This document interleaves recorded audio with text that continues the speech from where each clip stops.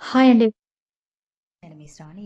ఛానల్‌లో మునగాకుతో 2 in 1 recipe అయితే చేసేసుకుందాము. మీకందరికీ తెలుసు మునగాకు అంటేనే సర్వరోగ నివారణి. ఎక్కడ కనిపించినా కూడా అస్సలు వదలకుండా కనీసం మనం వారంలో 2 సార్లైనా కూడా మన డైట్‌లో అయితే దీన్ని చేర్చుకోవాలి. అప్పుడే మన శరీరంలో ఎన్ని రోగాలున్నా కూడా ఈ మునగాకుతో అయితే చెక్ పెట్టొచ్చు. మరి ఇంకేమాత్రం ఆలస్యం చేయకుండా ప్రాసెస్ ఏంటో చూసేద్దాం. మీరు మాత్రం ఈ వీడియోని ఎక్కడ కూడా స్కిప్ చేయకుండా చివరి దాకా చూడండి. చివర్లో లైక్, కామెంట్ ఇవ్వడం అస్సలు మర్చిపోకండి. అసలే యూనిక్ రెసిపీ. సో, ప్రాసెస్‌లోకైతే వెళ్ళిపోదాం. నేను తీసుకున్న మునగాకునైతే ఇలా ఆకులుగా కట్ చేసుకొనైతే అంతా కూడా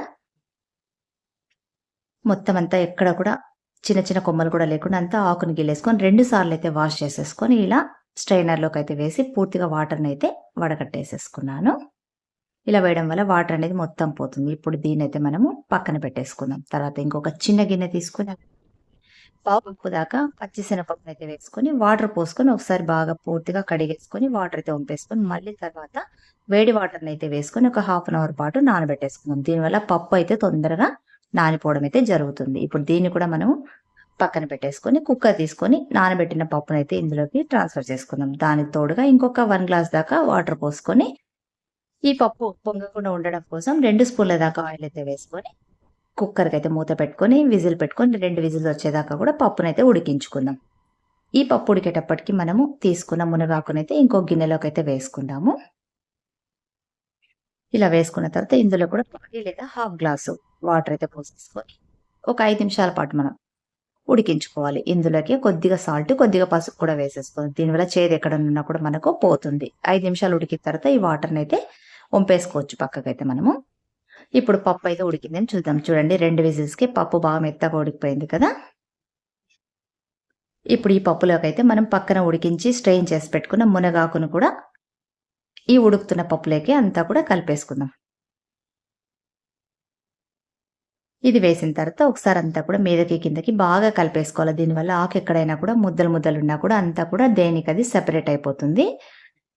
ఇప్పుడంతా కూడా మిక్స్ చేసేసుకున్న తర్వాత ఇంకొక 2, 3 నిమిషాల పాటు మనం ఇలా మిక్స్‌డ్‌గా ఉడికించినట్టయితే కరెక్ట్ మనకు సరిపోతుంది. ఇది కొంచెం మరిగేటప్పుడు బుడగలు బుడగలుగా వచ్చి ఉడికేటప్పుడైతే ఇందులోకైతే కొద్దిగా సాల్టు అలాగే కొద్దిగా పసుపు కూడా వేసేసుకొని ఇలా బుడగలు ఉడికేటప్పుడైతే మనం స్టవ్ కట్టేసేసుకుందాము. స్టవ్ ఆఫ్ చేసుకున్న తర్వాత ఇంకొక గిన్నె తీసుకొని మనం అందులోకైతే స్ట్రెయిన్ చేసేసుకుందాం దీన్ని.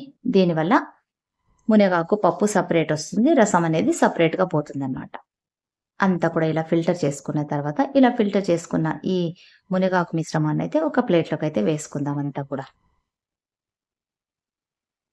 ప్లేట్‌లో వెడల్పుగా కొంచెం స్ప్రెడ్ చేసుకున్నట్టయితే మనకైతే తొందరగా అయితే చల్లారిపోతుంది.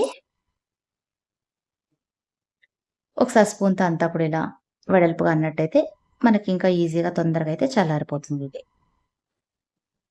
ఇప్పుడు దీన్నైతే మనము చల్లారగొట్టేది పక్కన పెట్టేసుకుందాం. ఇప్పుడు మనం వంచేసుకున్న రసంలోకైతే ఒక 4, 5 వెల్లుల్లిపాయలు అలాగే కొద్దిగా చింతపండు 2 మీడియం సైజ్ టొమాటోలను కూడా ముక్కలుగా చేసుకొని, ఈ రసంలోకైతే వేసేసుకొని మూత పెట్టి చల్లారబెట్టేసుకుందాం.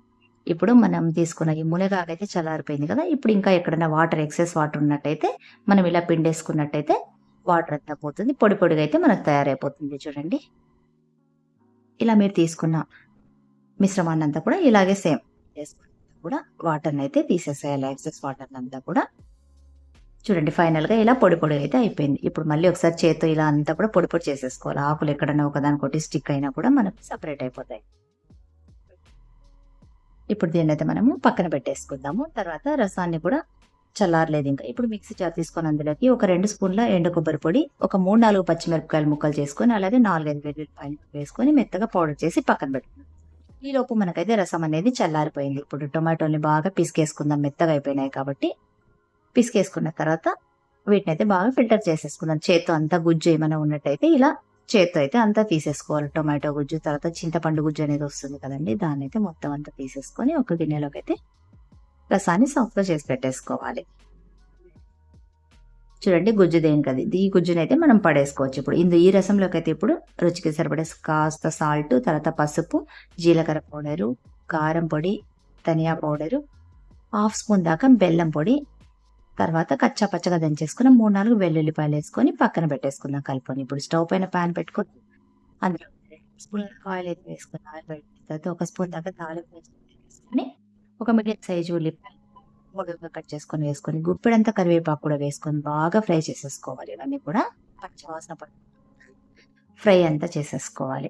తర్వాత ఇందులో ఒక హాఫ్ స్పూన్ దాకా ఇంగువ కూడా వేసుకుందాం. దీనివల్ల ఫ్లేవర్ అనేది చాలా బావుంటుంది. ఇంగువ ఇష్టం లేని వాళ్ళైతే స్కిప్ చేసేసుకోండి. ఇలా అంతా కూడా వేసిన తర్వాత ఒకసారి బాగా రెడ్‌గా అంతా ఫ్రై అయిపోయిన తర్వాత ఈ తాలింపుని తీసుకెళ్ళి మనం ఇప్పుడు రెడీగా పెట్టుకున్నాం కదా రసము, ఆ రసంలోకైతే యాడ్ చేసేసుకోవడము. ఇది బాగా మరిగిపోవాలండి. బాగా మరిగితేనే టేస్ట్ అనేది బావుంటుంది రసము.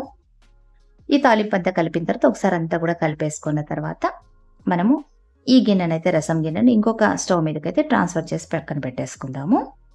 ఇప్పుడు ఈ స్టవ్ మీదైతే ఇంకొక పాన్ పెట్టేసుకొని అందులోకి 2 స్పూన్ల దాకా ఆయిల్ అయితే వేసుకొని, ఆయిల్ హీట్ ఎక్కిన తర్వాత ఒక స్పూన్ దాకా తాలింపు గింజలైతే వేసుకుందాం. తాలింపు గింజలు కొంచెం చిటపటలాడిన తర్వాత 2 మీడియం సైజ్ ఉల్లిపాయల్ని పొడవుగా పల్చగా కట్ చేసుకొని వేసుకుందాం.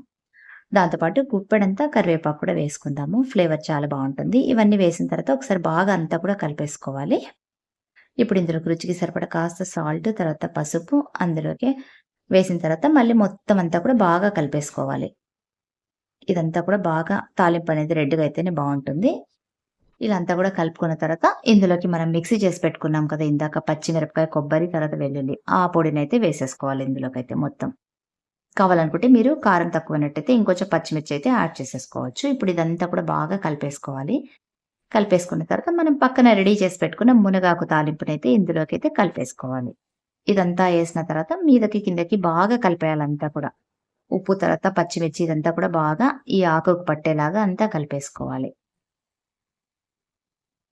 ఇలా మీదకి కిందకంతా కలిపేసుకున్న తర్వాత కావాలనుకుంటే సాల్ట్ చెక్ చేసేసుకొని పక్కన పెట్టేసుకుందాం. ఇది చూడండి పక్కన రసం మరుగుతుంది కదా! అప్పుడు కొత్తిమీర అయితే వేసేసుకుందాము. ఇంకేముంది మనకైతే 2 రెసిపీలు కూడా రెడీ అయిపోయినాయి కదా! చూడండి ఒకసారి బాగా కలిపేసుకుందాం రసాన్ని కూడా. దాంట్లో కూడా సాల్ట్ తర్వాత కారం అయితే చెక్ చేసేసుకోండి. ఇంకేముంది చక్కగా వేడి వేడిగా సర్వ్ చేసేసుకోవడమే. అన్నంలోకి రసం పోసుకుంటూ పక్కన మునగాకు తాలింపునైతే నంచుకుంటూ తింటే ఉంటుంది నా సామిరంగా. సో, మీకు కూడా నచ్చింది కదా! మరి ఇంకెందుకు ఆలస్యం మీరు కూడా తప్పకుండా ట్రై చేయండి. నెక్స్ట్ మళ్ళీ ఒక మంచి వీడియోతో మళ్ళీ మీ ముందుంటా. Until then bye. Thanks for watching.